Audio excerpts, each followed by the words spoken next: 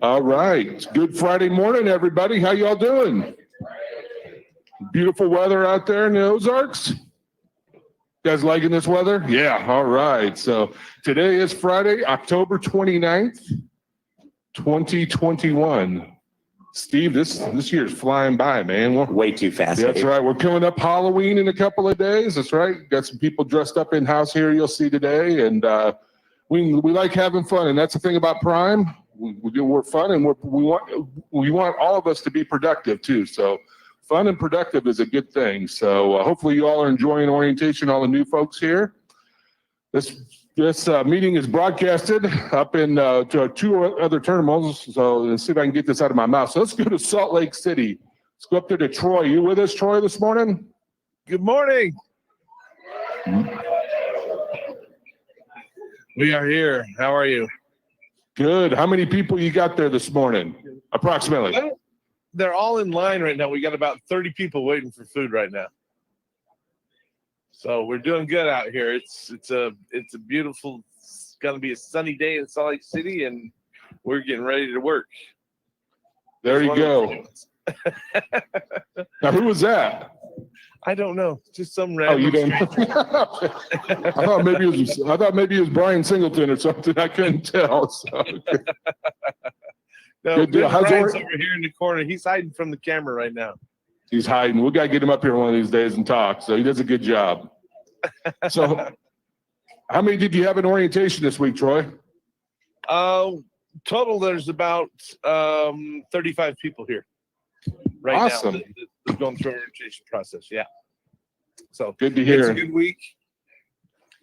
We're our numbers are starting to grow here a little bit. Hopefully they'll sustain through the holidays here. We've been consistent as heck and just getting bigger every week. That's good. Good to hear. Hey, earlier this week I saw a few messages from Salt Lake City about wind. Oh yeah, what happened out there? When it comes up like that, I mean, we had within 20 miles of the terminal, there were not Prime trucks. Fortunately, there was 5 or 6 trucks tipped on their sides because of high winds. And whenever that comes up here in the terminal, they shut the gates. They say, hey, nobody's leaving. So we want you, safety's our first, calling for our drivers, and so we don't let them leave the terminal. So. Good call up there. Appreciate it. Got any questions today, Troy? Let us know. We will. Thank you. Thank you. Let's go out east to Pittston, Pennsylvania. We got Rick.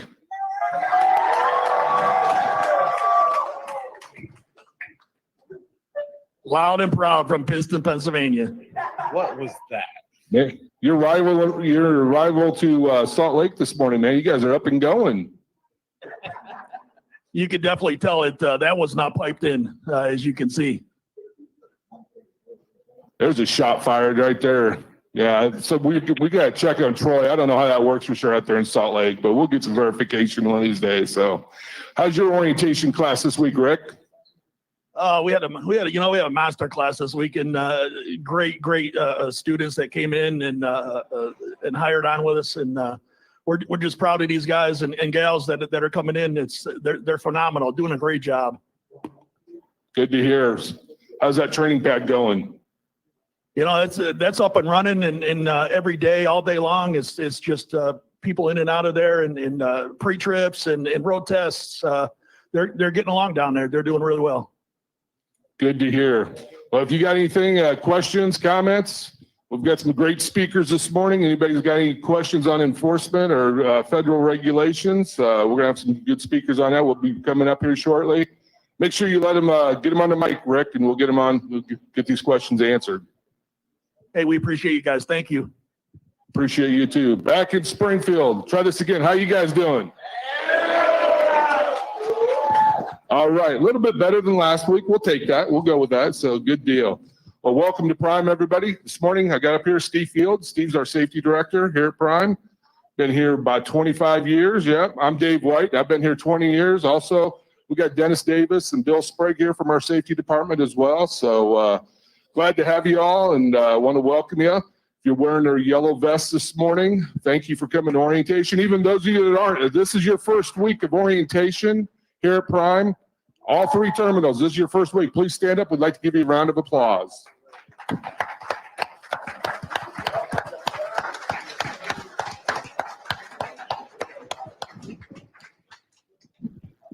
Great to have you. Welcome to the Prime family. We appreciate every one of you. You know, you guys, hopefully you all checked us out before coming into orientation. Checked out if we're the right company for you or not. I know we've done our checks and balances on you, and you're getting into a great occupation. It's a tough occupation, and you're coming into a kind of a critical time of year where we got, you know, Christmas coming up, Thanksgiving. People are going to need food. People are going to need Christmas presents, building materials. I was talking to Jim Wilkins this past week. Our flatbed sector is very busy, as we call humping on their side. So tankers staying really busy as well. Brett Von Wheeler's told me. So freight is moving great here in the United States, and we're very proud to have you all. We need you. And but bottom line, at the end of the day, safety is number one. So on that, I'm going to turn it over to Steve here. Go ahead. Okay, thank you, Dave. I'd like to go ahead and welcome everyone here, and maybe just speak just for a minute to our new folks. As Dave said, you're coming at a good time, and you're also coming at a good time because I can guarantee you, before you get your own truck, you're going to get some winter driving experience out there with your trainer, which is going to be a good thing for you. We struggle a little bit when folks start the training program earlier in the year, that maybe they don't get that winter driving experience or as much of it, but you're going to get a full dose of it out there. So I want to encourage you to listen to your instructor, listen to your trainer. These are good men and women that are giving back to the industry, and you're coming in at a great time to get that experience. And you're also coming in at a great time because if there was one positive out of COVID, it was that I think the American public realized the role of the American trucker. We've always been tremendously proud of you. We respect what you do. It's an incredibly difficult and challenging job out there. In a certain sense, it can be dangerous at times. We're going to try to mitigate that danger by giving you the best equipment, the best training, the best support that we possibly can. But at the end of the day, you've got to be on your A game out there every minute you're behind the wheel. And we're going to talk about something today that we've never done before, and hopefully we won't do again. But you're going to hear a story that's really gonna hit you. But it's important that everyone hears this because it kind of goes into something that we always talk about at Prime, and we mean this. We mean it, I guarantee you. And that is, if you need to park the truck because of the weather, because you're tired, because you just don't feel right. I'm having trouble concentrating. I've got some issues going on at home. I'm worried about this. If you ever need to park the truck, the only thing we ask is you let us know what's going on so we can get with the customer. They will understand. I promise you that. They will understand. When we do have a serious accident and we advise the customer of it, their first question is always, are your driver or drivers okay?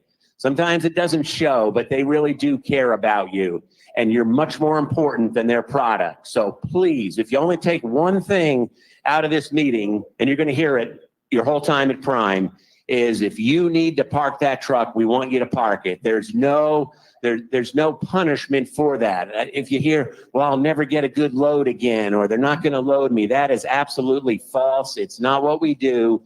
And I can tell you that we want you to park the truck when you're not safe. So enough about that topic. We're going to talk about it here a little bit more, but I did want to welcome everyone. We're glad you're here. One of the biggest challenges in trucking right now is not getting freight. There's really two big challenges. One is getting new equipment. Like everything, trucks are hard to come by. Our folks are working very hard, a lot of sources. We're keeping trucks a little bit longer. But even more important than that, it is tough to find good quality drivers. And that's why we're glad to see each of you here. You're going to enter the most intensive training program within the trucking industry. You'll be talking to other people at other companies. Well, I was just out 2 weeks with a guy, and then they gave me the keys to the truck. 2 weeks, you're just getting started here. Then you're going to go on to your next phase of training. But when we release you to your own truck, you're going to be ready to go. We're going to give you the skills that you need to be successful out there. And success is what it's all about right now. The earnings of our drivers have never been better. And it's because of the economy, because of the need for truck drivers. So again, we're glad you're here. Please listen. If you have questions, shoot your hand up. We'd love to get questions, and we're going to get started. All Okay, right, Dave. let's talk about some safety numbers. Let's do it. 140 inspections this past week, 101 clean. So 72% clean rate. Yeah, give yourself a round of applause. Clean inspections are extremely important to us here. You know, not only that, it pays you $100 for a lease driver, $25 for a company driver, so you do get paid on those clean inspections. But more importantly, get those inspections in and make sure any inspection you get them turned in. Obviously, you want to turn in the clean ones because if you don't, we're not paying you on them.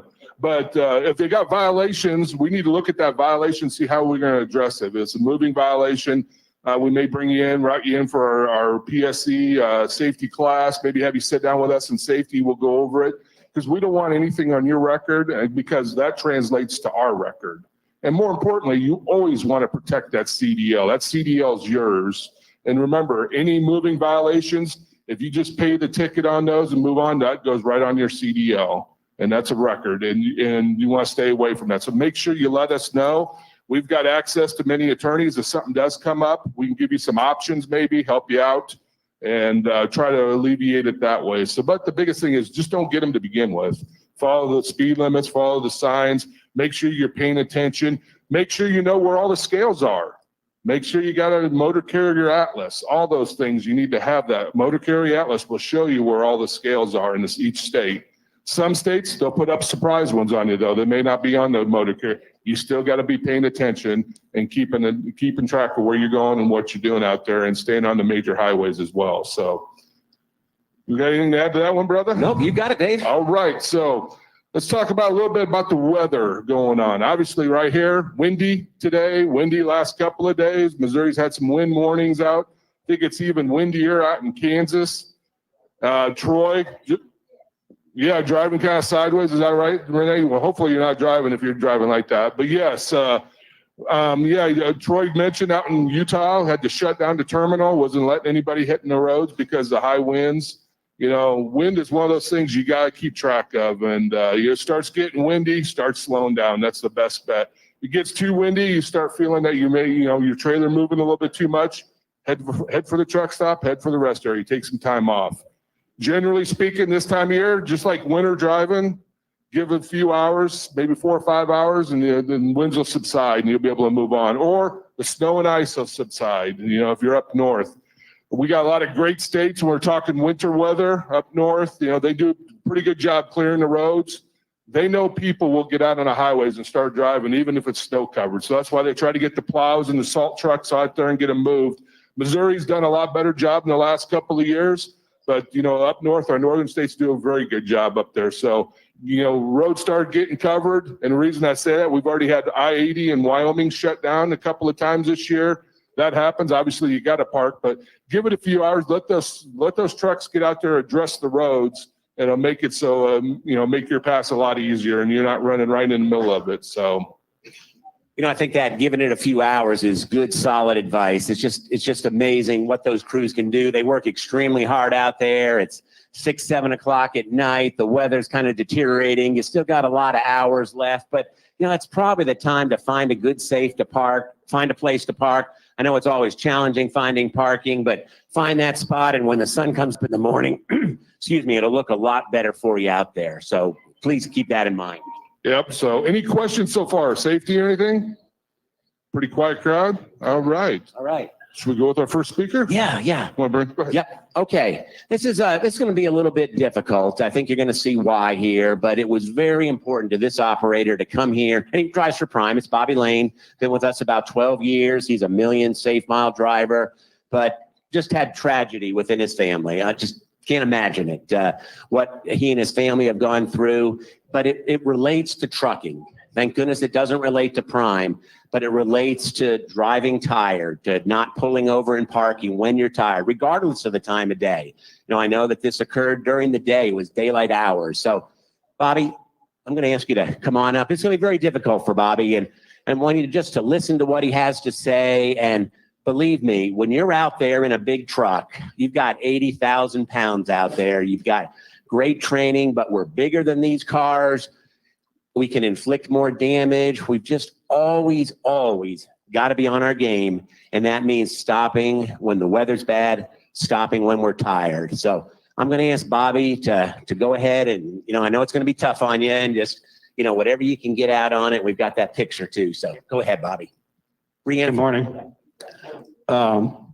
Just a quick story. June 24th, my daughter was killed by a truck driver. And 2 other people were involved. There's a picture of my daughter on the screen.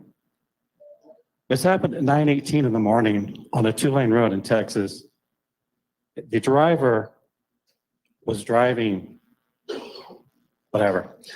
And he said he closed his eyes. He dozed off for just a few seconds, and that was just enough to cross over the line and sideswipe my daughter. She died on impact from the truck, and there was another car involved, and those 2 people died. This driver has 3 deaths he has to account for, face, go to prison, whatever. But that's my daughter. What I'm trying to do is bring awareness to anybody up here or here, all these drivers. If you're tired, pull over, take a nap, walk your dog, go wash your face, do something. This driver that killed my daughter, he passed a truck stop 2 miles up the road. He could have stopped, but he didn't. 3 people died because of what he did, and I lost my baby girl. Don't put a family in my position. Don't put yourself in that driver's shoes, because you'll lose everything. We lost our daughter. My family's reeling. We're grieving, and it's really hard, even though it happened in June. I can't tell you the amount of pain that we're going through. Losing our daughter. She was an ER trauma nurse, and she was on her way up to come see me and going up to visit some more family. Luckily, I got to see her on Father's Day. She bought me a watch, but I got to see her before she died. But my main thing is, if you're tired, if you think you're tired, pull over and stop. Don't do this to another family. That's good. That's good, Bobby. Thank you.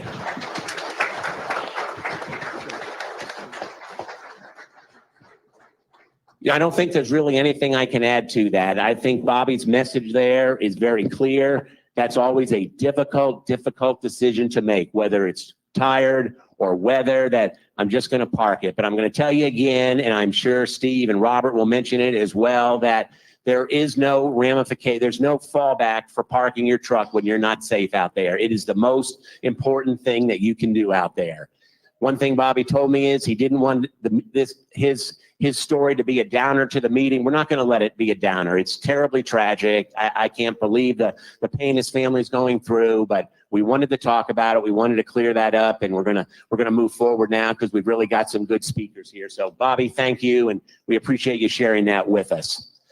Dave talked earlier about regulations and stuff, and I've got it pretty easy. If there's a regulation that I don't know about or I'm confused, I'll just yell over to Dave, who sits by me. Hey, Dave, what's going on here? I don't really understand this. And then Dave always says, well, let me call Captain Kelly and find out. Captain Kelly's with the Highway Patrol. So take it from here, Dave, and introduce our guests. Oh, yeah. I'm privileged to have known Captain Kelly for many years, and he's definitely helped us out. He's been to a number of our meetings, too, as well. Now, since COVID, he hasn't been here. This is his first one back, and glad to have Captain Kevin Kelly and Major Michael Turner come on up, and glad they're here this morning, and just want to update us. What's going on at Commercial Motor Vehicle? Yeah, give them a round of applause. Yeah, no doubt. Thank you. Thank you very much. So first off, I just want to say thank you to all the drivers out there. I think over the last 2 years, we've all known how important you are and that you keep America running. And, that's been shown over the last 24 months that this country can't run without you. And so we appreciate everything you do. And I'd like to give you a round of applause. Give yourself a round of applause. Thank you. Kind of like you guys, we're starting to ramp up a little bit with the holiday season. So we're seeing, considerably more trucks out on the road. The weather's going to start getting bad. So obviously that's something you're going to have to watch out for when you travel, is the bad weather. Not a lot going on as far as regulation changes and things like that. I know that we talked a little bit about the new driver training rule, which on our side doesn't affect my shop a lot, but will affect another shop within the patrol. And he's not here today, but that's driver testing. So, any questions that you may have that here today about that training rule, I may not be able to answer, but I will find you the answer if that's the case. But close to Springfield here, I know you noticed our Joplin facility.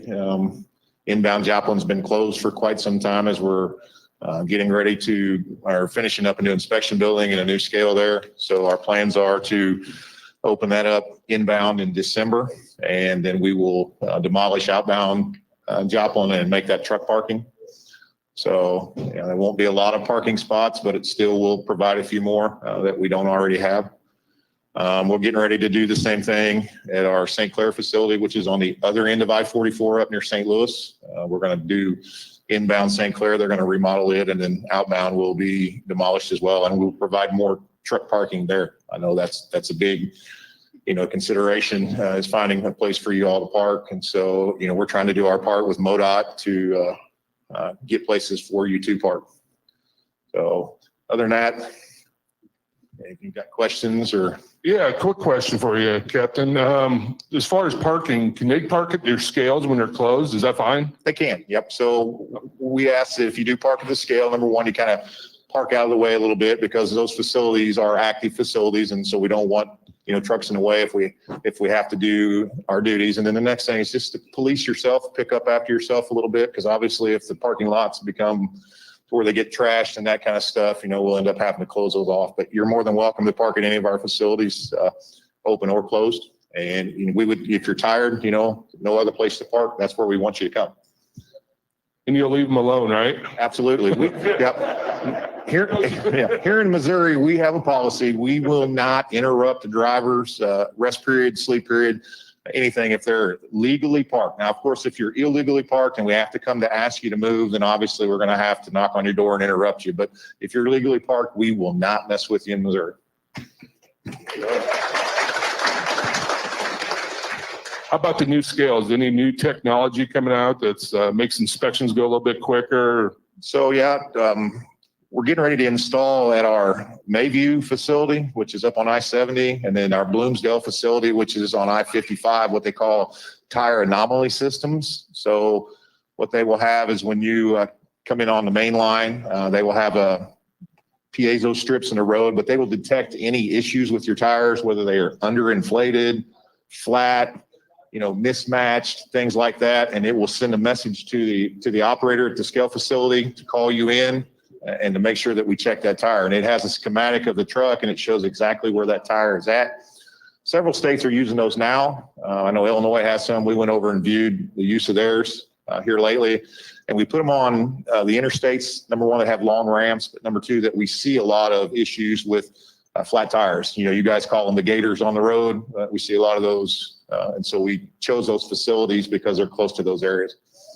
How about the brake inspection, anything like that? I know some states have went to that. Yeah, so they do what they call the performance brake testing. Missouri doesn't have any of those currently. I'm not a big fan of them, but they're very labor intensive when you use them. And they're very expensive.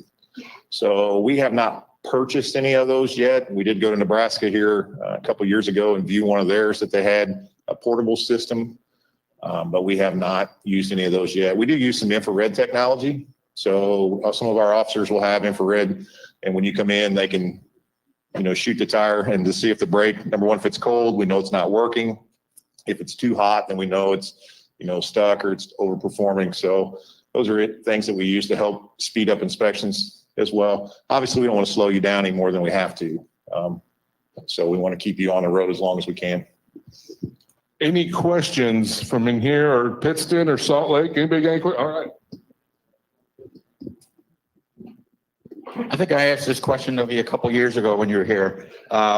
Obviously, if scale's open, you get the PrePass to come in, you're pulling in, the on-ramp coming into the scale gets filled up. You do not want to block the travel lane, correct? That's correct. Now, is that the same thing for all states or just Missouri? I can't speak for other states, but in Missouri, that is the way. Because number one, we don't want to cause an accident. So we don't want to back you up on the interstate and cause an accident. So obviously, if it's full, our inspectors should be watching. A lot of our facilities have cameras and we have sensors at the end of the ramp. So we know when they start backing up, and then they will automatically green light trucks by. But if that doesn't happen, Missouri, we want you to go by. We don't want you sitting still on a 70-mile-an-hour interstate traffic. And if you end up getting stopped down the road, we can deal with that later. But we don't want you sitting on the interstate.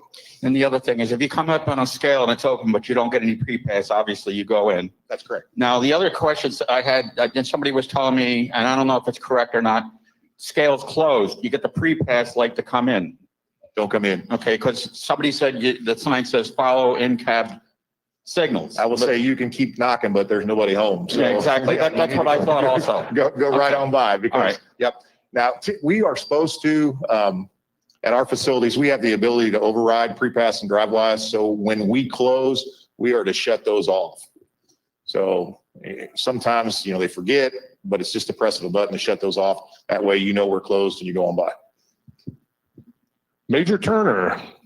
I don't like standing next to Captain Kelly because he's 7 foot tall and I'm not. So, no, I would like to say, number one, thank you. My name's Mike Turner. I work for the Missouri Highway Patrol. I'm a major. I identify as a trooper, though. Rank really doesn't matter to me. I'm on the superintendent staff for the patrol. It's my first time in this facility. I'd like to thank Mr. Lowe and everybody for having us here. It's an awesome facility.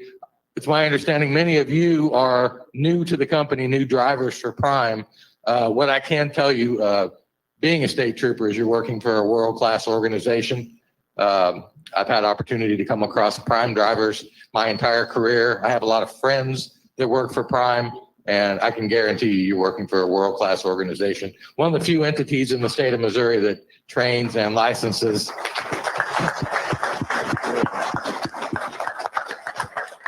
and is authorized to license their drivers. So don't take that for granted. You really are. I don't have a lot of answers for you. That's why I'm here with Kevin. He has all the answers. I'm just here for show. But I just wanted to thank you for the opportunity to speak with you this morning and to be here. Now, Major Turner, what areas do you oversee? So I came up in Troop F, trooper through captain, commanding officer in Troop F, was recently promoted to major about 3 years ago.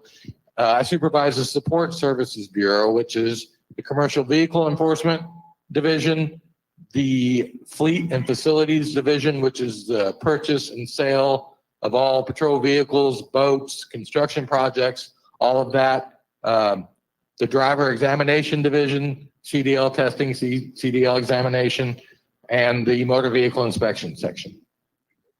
Thanks for the question. As an inspector, when the vehicles are coming through for the inspection, are there any visual signs that you guys key on? Like, is there something laying around on the dash, or you see a piece of baling wire on the mirror, or is there anything that you look at that is an automatic pull this guy over? So the rumors are true. Dirty vehicles probably get inspected more than clean vehicles. So, take some pride in your truck and keep that clean. But obviously, some of the things that we look for that we see most often, again, tires. That's why we're, addressing the tire anomaly system. With the infrared, of course, brakes. We see brakes, things like that. A lot of times, and we see folks that will cross our scales and they've got videos on their phone in their holder. And so we see that here lately more often than not, which is kind of surprising with, all the stuff with the distracted driving. But those are typically some of the things we look at. Obviously, we screen by safety rating. So when you come across, we pull a DOT number. We know what the carrier's current safety rating is. The lower you are, the better you are, the higher you are, you're more likely to get inspected. And that comes directly from Federal Motor Carrier. Those carriers that are more at risk, that's the ones we need to look at. So that's kind of how we screen. So a clean, neat vehicle is a positive. Clean and neat is very positive. And I know, they're all over TikTok and YouTube and those videos, but yes, clean trucks, we don't look at those as hard as we do the trucks that are obviously dirty. Because if they're dirty, they're not taken care of. What other corners are they cutting? All right, for our new folks here, and maybe for our veterans too as well, how should a driver handle themselves when they get an inspection? What's the procedure you all are looking for when they get stopped and you're going to do an inspection on them? So just like you and I are talking now, we're both driver and the officer are both people. And so, We want to treat each other with respect. Obviously, roadside is not the place to get into an argument, even if you don't agree with the inspector or he doesn't agree with you. We can always address those things at a later date, but just listen to the officer, give him the things that he asked for, or she asked for, whoever. Obviously, they're going to ask for a lot of paperwork. Make sure you know how to manage your ELD.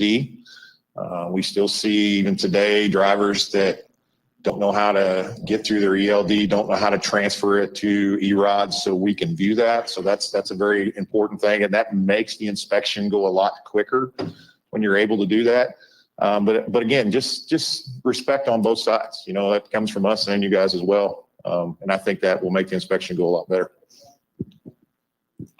Speaking of ELDs, any issues that the driver should be aware of that you guys are looking for? Any possible problems you can get involved with? I don't know as if there's any particular issues. Like I said, I mentioned the one that, some drivers still don't know how to transfer from the E-rods. And there are so many different devices out there that, our officers are not going to know how to transfer 80 or 90 different devices. So it's kind of up to you to either know how to do it or, be able to get to your instruction sheet so we can walk through the steps and figure that out. But that seems like that's one of the bigger things that slows down an inspection is trying to get that done. And obviously, we don't want to do that.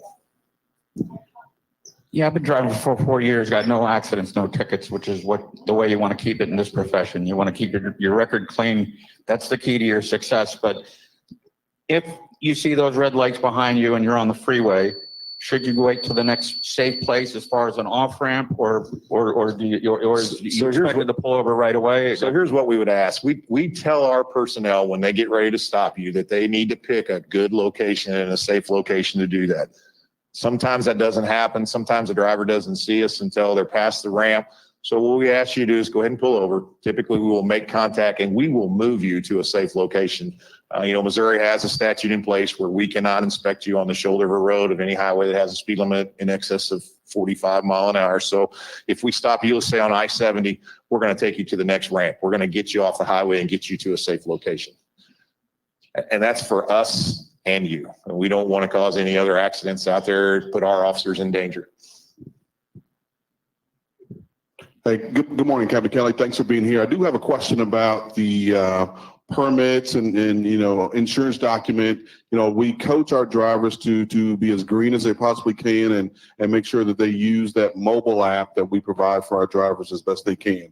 All of our permits and insurance documents are available on the mobile app. Now, I know each state is different, but in the state of Missouri, if a driver is asked to present a document, is it okay for him or her to take a minute or two to access it over the mobile app to present to the officer? Absolutely. We accept every document in electronic format. We, like you, want to be as green as we can, so we'll accept that. Just make sure if it's on a phone or something like that, it's readable, so we can see it. It's not a distorted picture or something of that nature. But yes, we'll accept any permit, any document in electronic format. All right, the lovely term personal conveyance. How does Missouri Highway Patrol, how do you guys look at personal conveyance? We hate it.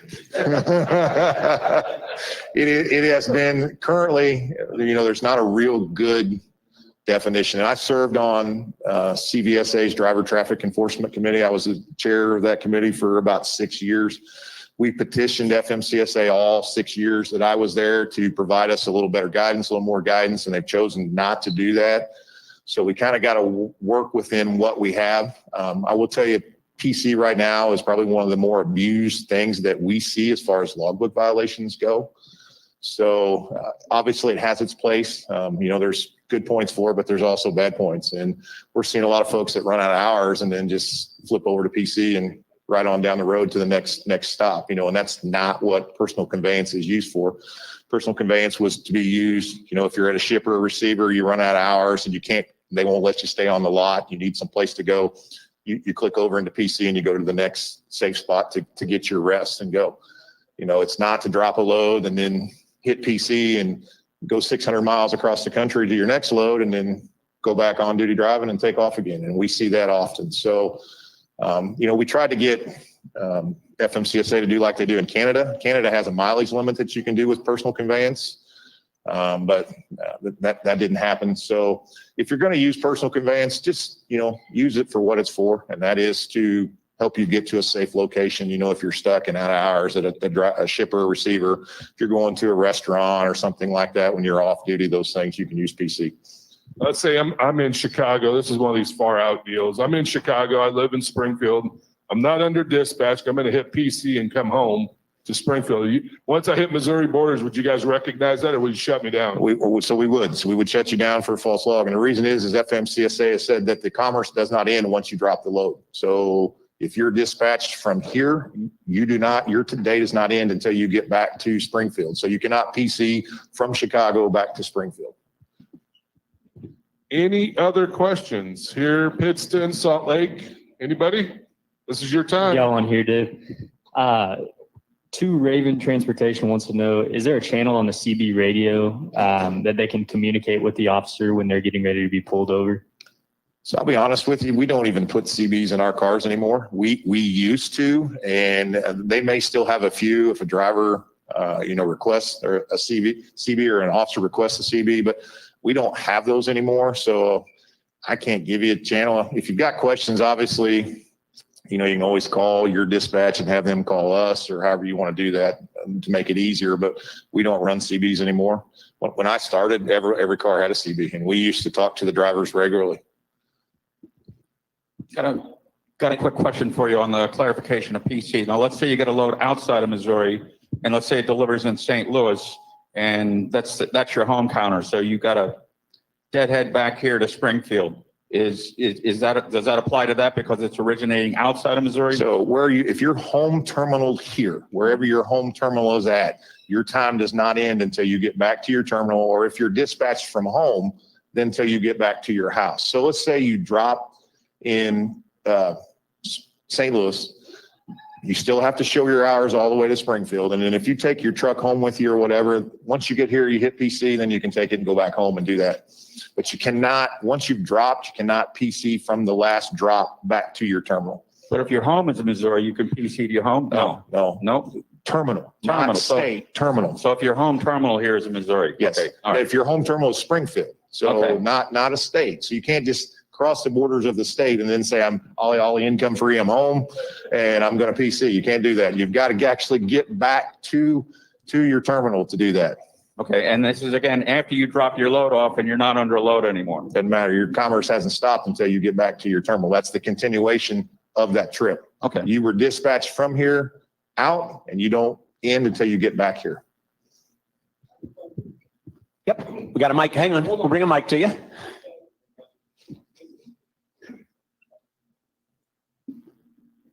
Okay. Yeah, my name is Joe, and the question I have for you is, say we have dropped a load, we've been dispatched, we dropped a load, and they're trying to get us back home to our home base to have our home time. So we live in northern Minnesota, so they'll have us drop a load in Minneapolis and drop the trailer. At that point, we're going to drive home on drive time, but once we get home, can we PC around there? Like, I got to take it over to the tractor shop, or I got to go to the You Walmart. can't take it to the tractor shop. Any of those repairs, things Okay. like that are on an on-duty status. So Okay, you but have like if to I'm do going to a that. grocery store or You can go to something. the grocery store on PC. Yes, you can do those type things. You can go get your hair cut, things like that. Because then you're truly not under dispatch and you are off duty. Okay, I just wanted to make sure I clarified that. Thank you. Any other questions? Now that COVID is somewhat past, I'm sure we'll get the major and the captain back again. It's been far too long since we've had you both. We appreciate you being here. And the one thing I took away is how fortunate we are to have the leadership in Missouri that we do that really uses common sense. And I think we agree. We're all in this together. We're all about safety, and that's always the message we get from the Missouri Highway Patrol. And that's the message we want to put out. Obviously, we can't do it without you guys. And so it is a true partnership to make this work. Like I said, Mike has plenty of friends that work in the trucking industry. I have family that's in the trucking industry. We understand the industry, and we understand some of the hardships that go along with it, and so we want to make sure that partnership that we have in Missouri, is good. Well, it shows, and we appreciate you both for being here. One more. Oh, sure. That's all right. Okay. I recently seen the thing about forward-looking infrared. My introduction to it was on a motorcycle. seen the technology in the military. Haven't talked to anybody in the company about this yet, but would that be legal to have a forward-looking infrared system in a commercial truck? So what are you doing with the forward infrared system? What's the purpose of it? Are you talking collision avoidance, things like that? Yeah, well, collision and animal avoidance. So, cars are built with that now. My wife has a Honda Pilot that has the collision avoidance, the adaptive cruise control, all those type of things that run off a very similar system. And we're starting to see trucks that have that. Many builders are putting those things on their trucks now. Okay, it was curious. It's not illegal. We have it here. No, In Missouri. Well, that'd be something you would have to, work with on your safety guys, but it's not an illegal thing and many trucks have it now. For a lot of the newer folks, you're going to find out that we do have that technology on our truck. We were one of the leaders with it. So you're going to see as you get out there that we've got it. It's critical technology to being safe. Go ahead, ma'am. Hi, my name is Wendy. And I just want to clarify something too. I had an inspection one time and got good on it, got passed, but he had explained to me about that. But PC, I'm talking about when you run out of time. Like you're on the road and you're like, oh my God, like you get in a traffic jam or you're in a big city, you cannot stop. You're looking at your clock. You can't PC, you can't change it over. And I did have an officer explain to me, he said, look, we would rather you stay on the clock. We know you're going to violate, but you're not supposed to go on PC. If you run out of time, you need to just keep driving until you can get to a place where you can stop. And then later on, if you get inspected again, usually you're going to get more understanding that way because you're showing honesty than if you switch it over to PC. So I just wanted you to. Well, there's a couple issues here. Number one, yes, you can't switch over to PC when you run hours. Typically, they tell you, and I know you can't plan for every incident, but you need to try to plan ahead as much as you can for that. There's another category though that you can use called adverse driving conditions. So sometimes when you get stuck in a snowstorm or you get stuck in a bad crash or something of that nature that you knew nothing about, that gives you an additional 2 hours to get to a safe location. Legally that you can do that. So that's still in the system. We can use that adverse. Okay, that's a drop down. And again, that would be up to your safety department as to how you use it, but that is an option for them if something like that were to occur. Okay. Yeah. But to your point, the inspector was spot on, and obviously you learned from it. Keep your logs legal. Yep. Yeah. I'd much rather you go over and you document it, got stuck in traffic, no place to pull over. I can handle that. Going to PC and attempting to falsify that and really starting your break while you're in that traffic jam doesn't work. Okay, that's good. That's what I wanted to. Because a false log, as far as CSA points, is going to hit you a little worse than say you went over 15 minutes or 20 minutes on your log. You don't want to falsify that. Yep. All right, last chance.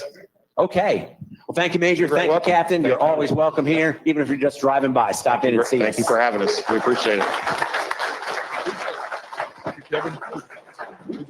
Ready, Brandon? Going to switch gears here a little bit. We're in what we call renewal season, not for permits, but it's not renewal. I always get that wrong. It's for health insurance. What's it called? Open enrollment. Open enrollment. We're in open enrollment, and it is important. Everything you do is important, but one of the top things is taking care of your family. That's why you're here, to earn a good living, take care of your family. But let's make sure you're not neglecting some of the things you need to do. And one of those is health insurance. So we've got Brandon Mallard here from our Human Resources Department. And tell us about open enrollment, Brandon. Thank you, Steve. Just kind of a heads up, open enrollment for company drivers is right now, there's 2 weeks left. It is going to end on November 12th. So this is an active open enrollment. So you will be required to go back through and elect your benefits, okay?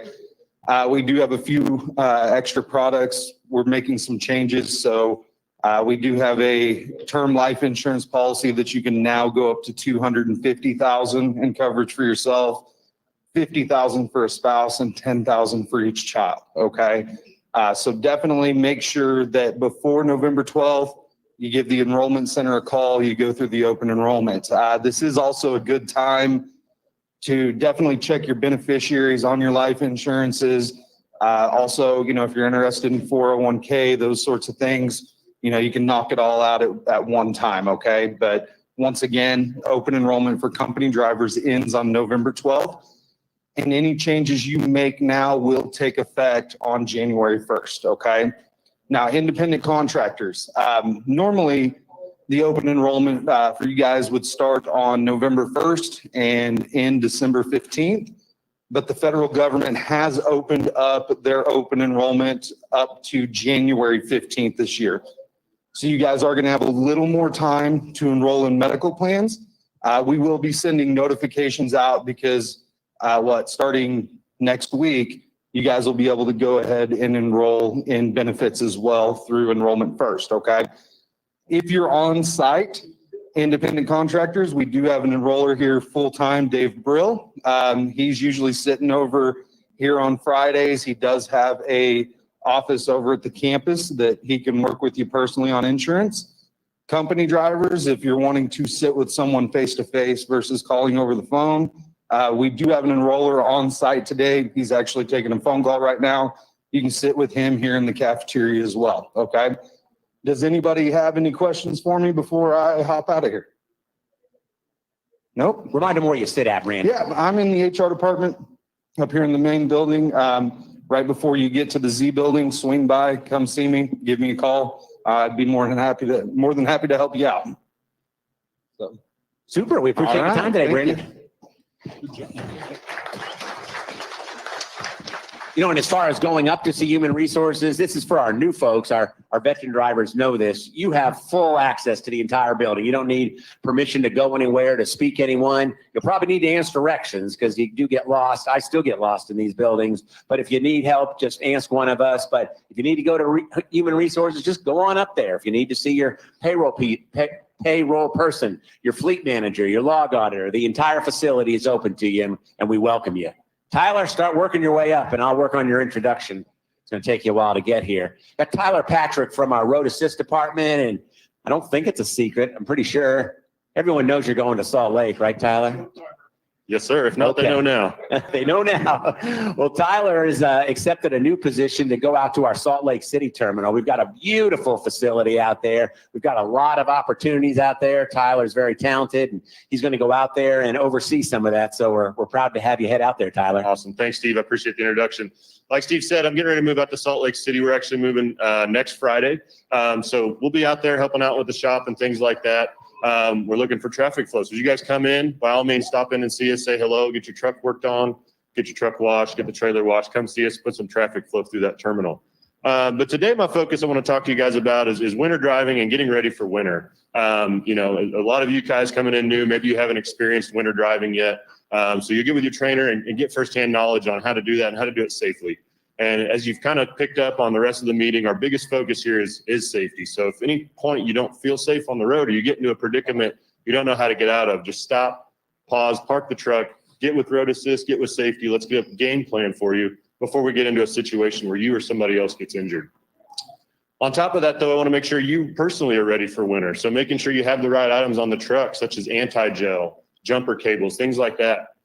We really have a comprehensive list. We've put out some videos on that. Make sure you hop online and look at it. And if I can give you 5 things to keep on the truck going into winter, it's going to be jumper cables, anti-gel, some wiper blades, some extra wiper blades, and then clothing, right? You need some warm clothing. You have to get out and do your pre-trips. Make sure you got a good coat, some gloves, right? Make sure you've got some extra water, all right? One thing we're getting ready to do when we go out to Salt Lake, we're going to have to take I-80. A lot of times I-80 will shut down in the winter due to snow or wind, like we talked about earlier. So making sure you have those food rations and things on the truck. If you get stuck in a rest area, you get stuck at a scale station waiting for the highways to open up, make sure you're prepared to be there for a few days in some cases. Making sure you have blankets, making sure your truck's got plenty of fuel and you know how to operate your bunk heater and things like that. These are all very important parts. Outside of driving the truck and being safe, we also have to make sure you yourself are staying safe and have those things on the truck to be okay throughout the winter. Most of these items can be bought right over here in our company store. I would hate to see anybody in this room leave the terminal on a truck without a set of jumper cables this winter, okay? They can save your life. One thing I want to talk about with those, let's say you have a truck issue, your truck won't idle, maybe the APU goes down, you can use those jumper cables. If you're a reefer driver, you can use the jumper cables from the reefer to the truck to keep your inverter and things like that going. So that way you still have a bunk heater, you still have your inverter. Some other things we encourage you to have is just a backup little space heater. At Walmart, you can get a small space heater to keep on the truck in case you do have a bunk heater go out or things like that. The bunk heaters they do utilize diesel fuel. so they can gel up just like your truck and trailer can. So having that electronic heater on the truck can really come in clutch if you get into a situation where you don't have heat. Outside of that, just be smart, use common sense, go into winter, make sure you have the things you need to be safe and stay safe out there. So, anybody have any questions?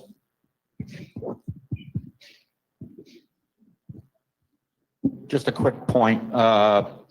It's always important to treat your fuel, anti-gel. I remember there was a couple of years ago, there was a really bad cold snap up in the northern Midwestern states, and there was truck after truck after truck that was on the side of the road. But personally, what I try to do, and this is not necessarily available to everybody, but the TA, Petro are the only fuel outlets that I know of. You go to their website, they guarantee their treatment of fuel down to -20. But what's Prime's stance on that? I mean, I own my own truck, so that's my decision. I drive a diesel pickup myself, and I fuel up with self-proclaimed pre-treated fuel, just like anywhere else. I'm not taking a chance on what somebody else says. Just like when we pick up a trailer, right? For instance, you pick up a trailer that's already got fuel in it. We don't know if it's been pre-treated, right? You don't know the driver before you pre-treated it. So making sure you pre-treat it, just like that, I would play it safe, right? Let's think of the adverse effects. Let's say you spend $3 or $4 on anti-gel on a tank that may or may not be pre-treated. Let's say it's not, right? And your truck goes down on the side of the highway. You're gelled up, $500 tow, a day in the shop trying to get it thawed out, or an extensive road service where they're replacing fuel filters and things like that. These things get really, really expensive. So looking back on it, devil's advocate kind of thing, well, what happens if I would have thrown $5, $10 worth of anti-gel in just to protect myself? So just a couple things on anti-gel. We really suggest that you get it here at the terminal. It's way, way cheaper to stock up while you're here than it is to buy it out on the road. And in those scenarios where we do have big winter storms come through, sometimes you can't find anti-gel out on the road. So making sure you buy it from us. We have a thing called Penray Power, I believe is what the winter fuel additive we use here. Keeping a good case of that on the truck, or at least some extra bottles, is handy. There's also a product called Diesel 911. It's in a red bottle with a black cap. Make sure you have a couple bottles of that on the truck. So what that product is used for is once your fuel already starts to gel, you can add that Diesel 911 additive in, and that will bring it back to a liquid form from a gelled state. So that can be really advantageous. You'll have to work with Road Assist in order to, when you add that and how much to add. But typically, if you start seeing your engine running rough, your APU quits running, your bunk heater, those are going to be your first signs of fuel gel. They have the smallest fuel lines, and typically they're the first to have issues. So communication is your key on that. Anytime you have an issue you think may be coming up, reach out to your maintenance advisor and Road Assist, see what's going on so we can make sure we get that addressed ASAP. They treat the fuel correctly. We do. So if you're fueling at a terminal of Prime, from what I understand, they treat it correctly. Absolutely, So you yes. shouldn't need to treat it if you're fueling at Prime. Correct. Fuel in here, we do. You can see it. If you go through the plaza bays, you'll see these big cases of it. So whenever we get our fuel deliveries, they go ahead and add it for us into our tank. So I can tell you that ours is for sure pre-treated. Out on the road, I would just proceed with caution and use your best judgment.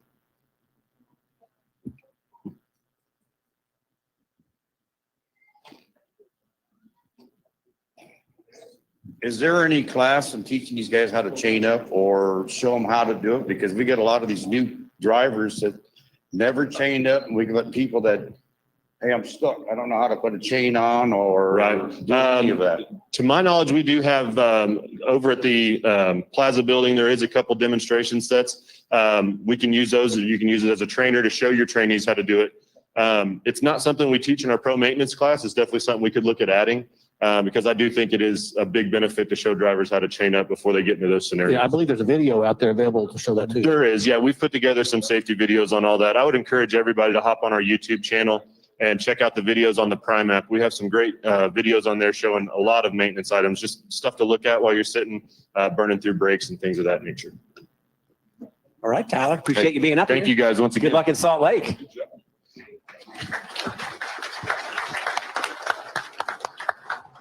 Couple of things before we get to our final two speakers. Obviously, with the captain and the major up here, always a lot of questions on logs. There's always more questions than there are answers. We're very fortunate, I think, to have a good solid log department here. We do have a class every day at 1:30. At 1:30 in the new plaza. You don't need to sign up. just go on down there. We've got Susan and Brennan here from the log department. They'll be more than glad to help you because some of that stuff can be tricky and there is a lot of misinformation out there. Please take your log advice from your log auditor, your log advisor. They'll steer you straight. You may not like the answer, but at least you'll get the correct answer.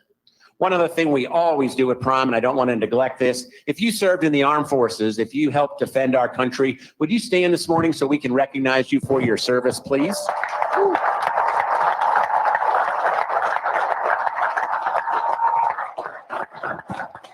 Last little announcement, we didn't really talk much today about the app on the smartphone, but if you're having any questions about the app or you're not sure you have the latest version of it, if you see Brianne or Richard over here after the meeting, they'll help you with it.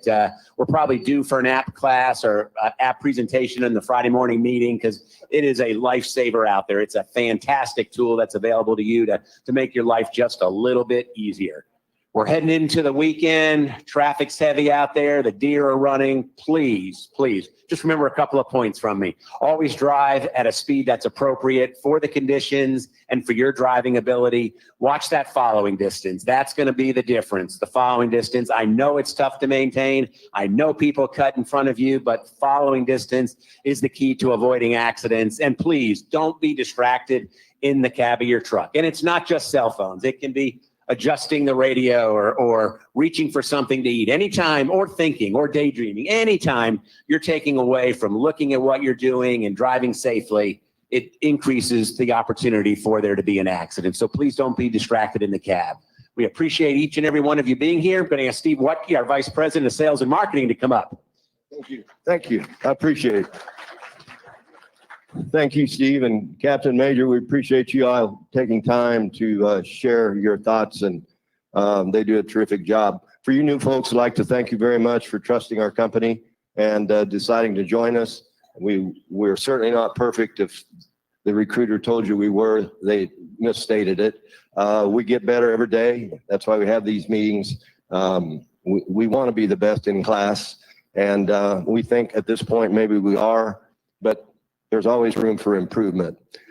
One thing that I would like to share with you, and you heard Bobby's story, a tragedy. You're getting into a very dangerous profession. You have got to be on your A game every time you get behind the wheel. This is a real deal. No practice. You don't get overs in this. You get a chance to do it right the first time. And if you bobble or have an error, sometimes you're just out of it. You'll be doing something else, unfortunately. We don't want that. We want you to be trained up with our professional drivers. We want you to do things right, but we also want you to know it's a terribly tough job and very dangerous. So we thank you again for joining us. I hope we've treated you well. I am in sales, but these folks that have been here for years have driven our sales for us, picking them up and delivering them on time, about 99% on time. We're very well recognized in the industry for our service, for our people, for our equipment. That comment about forward radar. We've got an owner that's invested literally hundreds of millions of dollars into the safety side of this business. And the only thing he can't do is he can't get out there and drive it for you. That's up to you, and you got to use it, okay? We've got some things going on. I think we have an event tomorrow night, actually. Don't we, Bill? Have we talked about it? You want to share what it is? Tomorrow night is the Highway Diamond event. For all the ladies within the company, they're invited.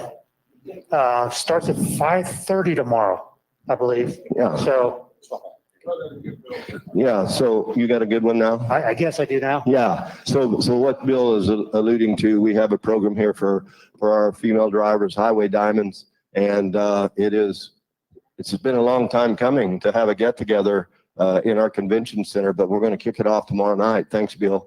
At 5:30, and certainly all of the female operators here, Highway Diamonds are most for sure invited to have a good time. Generally, Robert has some adult beverages, you know, and sometimes some good food too. We've got John over here who runs our all of our convention center, our cafeteria, and our food services here at Prime, and I'm sure he'll come up with something really good. So you're invited. I wouldn't miss it if I'm you. I think we'll have a really good speaker. I see her over here in the audience. She was in Nashville this past week. Dee, would you stand up for just a minute and be recognized? Yeah, so Dee Silva. You all that are new here probably already know her, but she's got quite a resume, and she'll be addressing you all tomorrow evening, I think. So we're looking forward to it. I was just in Minneapolis yesterday seeing some customers, and they wanted me to convey to you vis-a-vis this driver meeting how much they value what you've done. They recognize how challenging it has been. They cannot thank you enough. You should feel really good about what you do. Okay? So give yourself a round of applause, please. Now, the guy that started this deal a few years ago, he was really young when he started it. Yeah, very young. Come on up here. This is Robert Lowe, the owner of our company. Started it with one truck. Thank you. Thank you. I appreciate it. Yeah, 51 years, man, it's gone by fast. I want to join Steve and the others for thanking Major Turner and Captain Kelly for coming by. You know, they do a tough job too. You know, we're all in the business of keeping our highways safe. I mean, nothing brings it any more home than to hear this real life tragedy that that John Lane shared with us, or Bobby Lane. I mean, you know, those are real families out there. Could be our families, our kids, our grandkids, our parents, whomever. We don't want them hurt. Even if they're acting stupid, we don't want to hurt them, right? Sometimes four-wheelers can be stupid, but we don't want to hurt them, and we don't want them to get hurt, and we don't want them to hurt us, because those are real people. You know, they've got mamas and daddies that love them, and we want to make sure that everybody gets home safely, including us. So, you know, that story really pulls at heartstrings, right?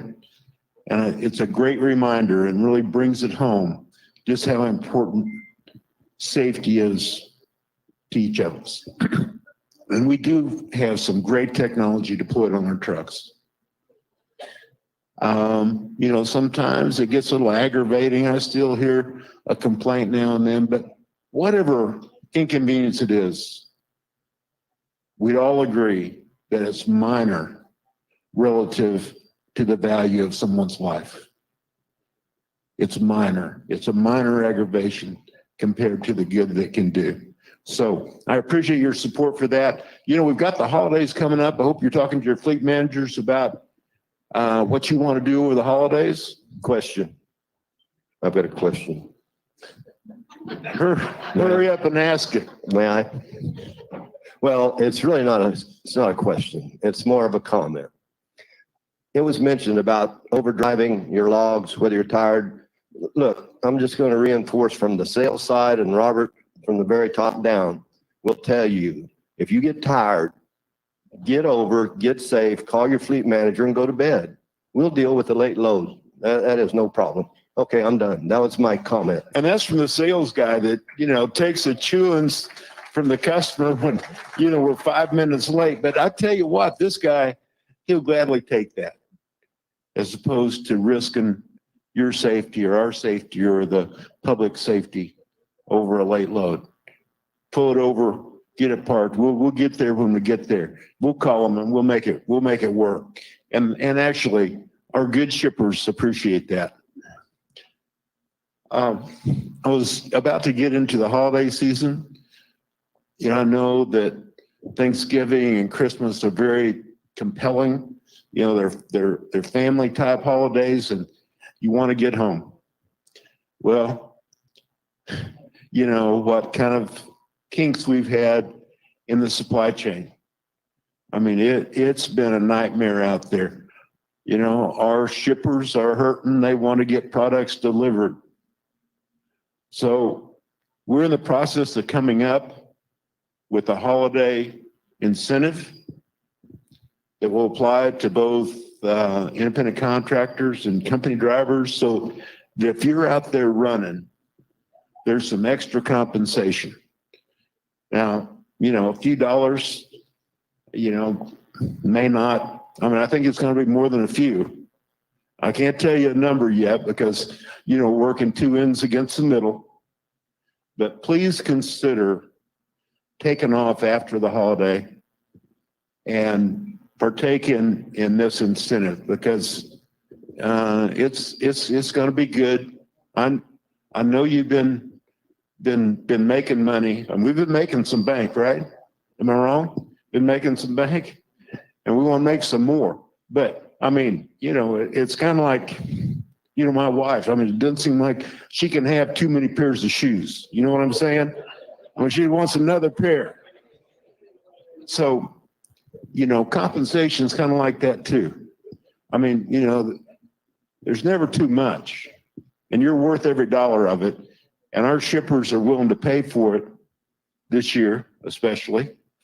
And so I hope you'll work with us. Indicate to your fleet manager, you know, you probably need to have more information on how much it's going to be and that kind of thing. But indicate to your fleet manager whether or not you'd be willing to work the holidays or some of the holidays in return for the holiday incentive. I tell you what, you guys are doing a heck of a job. A heck of a job.